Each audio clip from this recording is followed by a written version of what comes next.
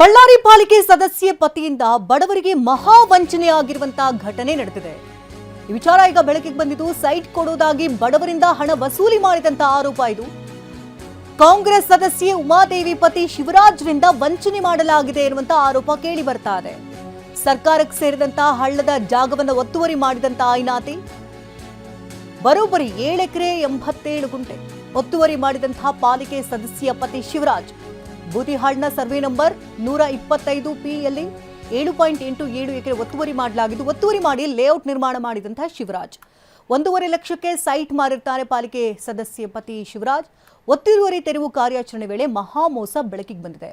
ಇತ್ತ ಕೊಟ್ಟಿರುವಂತಹ ಹಣನೂ ಇಲ್ಲ, ಅತ್ತ ಸೈಟ್ ಕೂಡ ಇಲ್ಲದೆ ಜನರು ಕಕ್ಕಾಬಿಕ್ಕಿಯಾಗಿದ್ದಾರೆ. ಏನು ಮಾಡಬೇಕು ಅಂತ ಕೂಡ ಗೊತ್ತಾಗದಂತಹ ಪರಿಸ್ಥಿತಿ. ಈ ರೀತಿಯಾಗಿ ಮಹಾ ಮೋಸಗಳಾಗಿದ್ರೆ ಕೂಟಿಟ್ಟಿರುವಂತಹ ಹಣವೆಲ್ಲ ಒಂದು ಕಡೆ ಹಾಕಿರ್ತಾರೆ. ಪಾಪ ಬಡಬಗ್ಗರು ಏನು ಮಾಡಬೇಕು? ಲೇಔಟ್ ನಿರ್ಮಾಣ ಮಾಡುವಾಗಲೇ ಹಣವನ್ನು ಪಡ್ಕೊಂಡಿರ್ತಾನೆ ಭೂಪ. ಹಣ ಕೊಟ್ಟಿದ್ದಕ್ಕೆ ಯಾವುದೇ ದಾಖಲೆಗಳನ್ನ ಶಿವರಾಜ್ ನೀಡಿಲ್ಲ.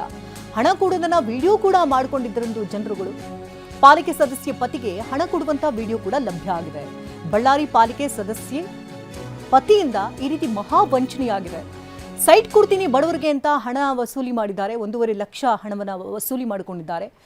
ಕೆಲವರು ಅದಕ್ಕೆ ಯಾವುದೇ ಡಾಕ್ಯುಮೆಂಟ್ಸ್ ಕೂಡ ಇಟ್ಕೊಂಡಿಲ್ಲ. ಇನ್ನು ಕೆಲವರು ವಿಡಿಯೋ ಕೂಡ ಮಾಡಿಕೊಂಡಿದ್ದಾರೆ. ಆ ಸಂದರ್ಭದಲ್ಲಿ ಕಾಂಗ್ರೆಸ್ ಸದಸ್ಯೆ ಉಮಾದೇವಿ ಪತಿ ಶಿವರಾಜ್ ಏನು ದೃಶ್ಯಗಳಲ್ಲಿ ನೋಡ್ತಾ ಇದ್ರಿ, ಈತನೇ ಶಿವರಾಜ್. ಈತನಿಂದಲೇ ಮಹಾ ವಂಚನೆಯಾಗಿದೆ. ಸರ್ಕಾರಕ್ಕೆ ಸೇರಿದಂಥ ಹಳ್ಳ ಅದು. ಆ ಜಾಗವನ್ನು ಒತ್ತುವರಿ ಮಾಡಿಕೊಂಡಿದ್ದಲ್ಲದೆ ಅದನ್ನು ಲೇಔಟ್ ಮಾಡಿ ಬೇರೆ ಬೇರೆಯವರಿಗೆ ಮಾರಾಟ ಕೂಡ ಮಾಡಲಾಗಿದೆ. 7 ಎಕರೆ 87 ಗುಂಟೆ ಜಾಗ ಇದು. ಇಷ್ಟೂ ಎಕರೆಯನ್ನು ಲೇಔಟ್ ಮಾಡಿ ಜನರಿಗೆ ಕೊಡ್ತೀನಿ ಅಂತ ಹೇಳಿ ಪಂಗನಾಮ ಹಾಕಲಾಗಿದೆ. ಇನ್ನು ಹಣ ಕೊಟ್ಟಂತಹ ಜನರು 10-20 ರೂಪಾಯಿ ಅಂತ ಕೂಡಿಟ್ಟು ಏನೋ ಒಂದು ಜೀವನಕ್ಕಾಗುತ್ತೆ ಅಂತ ಒಂದು ಸೈಟನ್ನು ಖರೀದಿ ಮಾಡಬೇಕು ಅಂತ ದುಡ್ಡನ್ನು ಕೊಟ್ಟಿದ್ದಾರೆ. ಇತ್ತ ಲೇಔಟ್ ಕೂಡ ಇಲ್ಲ. ಇತ್ತ ಒತ್ತುವರಿ ಆಗಿರುವಂತಹ ಜಾಗ ಕಂಗಾಲಾಗಿದ್ದಾರೆ.